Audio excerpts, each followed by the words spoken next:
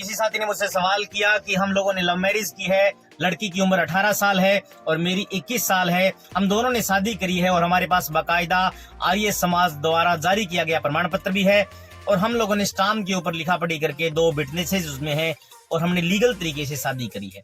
तो क्या लड़की की उम्र बालिग होने के बाद भी अगर लड़की के घर वाले मेरे ऊपर मुकदमा दर्ज करवा देते हैं और एफआईआर दर्ज करवा देते हैं, एफआईआर दर्ज होने के बाद क्या वो एफआईआर मेरी नौकरी की आड़े आ सकती है? यानी कि उस एफआईआर दर्ज होने के बाद क्या मैं नौकरी लग सकता हूं या फिर मैं उस प्रॉब्लम को फेस कैसे करूंगा?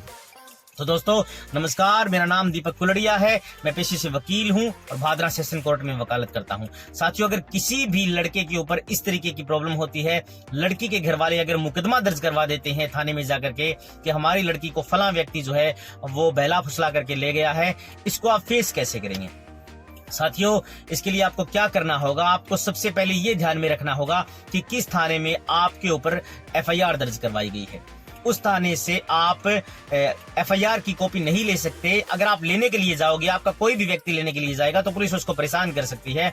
तो दोस्तों, इसके लिए आपको क्या करना होगा? आप सबसे पहले एक अपने विश्वसनीय आदमी से ये पता करें कि संबंधित थाने में एफआईआर हो गई है, तो आप उस व्यक्ति को कोर्ट में भेजें, संबंधित थाने के संबंधित न्यायालय में भेजें। क्योंकि दोस्तों 157 सीआरपीसी में यह प्रोविजन है कि एफआईआर अगर किसी भी थाने में होती है तो वो थाना संबंधित न्यायालय में 157 सीआरपीसी में प्रोविजन है कि 24 घंटे के अंदर वहां पर न्यायालय के अंदर भेजते हैं।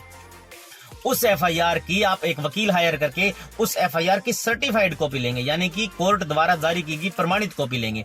आप उस कॉपी को लेकर के हाई कोर्ट में जाकर के बाकायदा लड़की की मौजूदगी में आप वकील हायर करेंगे हाई कोर्ट में जाकर के और वकील साहब को एफआईआर देंगे। तो दोस्तों, सीआरपीसी की धारा 482 में ये प्रोविजन है कि आपके द्वारा आपके ऊपर की गई एफआईआर कोर्ट जो है वो खारिज कर सकता है। जी हाँ दोस्तों, एफआईआर क्वेश करने का प्रोविजन सीआरपीसी की धारा 482 में है।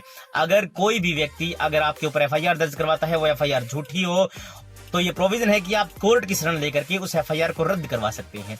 तो अगर एफआईआर रद्द हो जाती है तो आपको निश्चित रूप से आप नौकरी में आपके वो एफआईआर आड़े नहीं आएगी, वो एफआईआर आपको परेशान करेगी। कोई भी इन्वेस्टिगेशन ऑफिसर जो है, पुलिस जो है, वो आपको परेशान नहीं करेगी।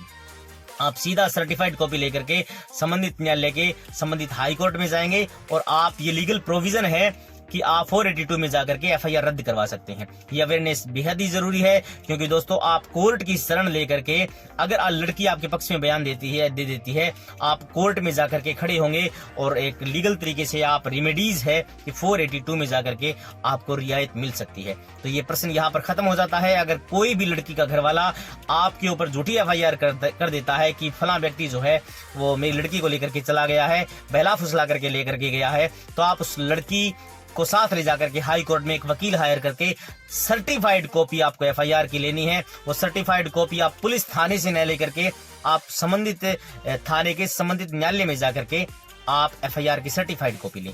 आपको सबसे पहले यही करना होगा, अपने विश्वसनीय व्यक्ति के माध्यम से आप उस कॉपी को लेकर के तुरंत प्रभाव से 482 में जाकर के रिलीफ ले सकते हैं, ताकि आपको नौकरी में आपको दिक्कत या परेशानी ना हो और पुलिस थाना जो है वो आपको परेशान नहीं करे। इसलिए आप बिल्कुल सजग रहिए, सतर्क रहिए और कानून जानिए। थैंक यू दोस्तों।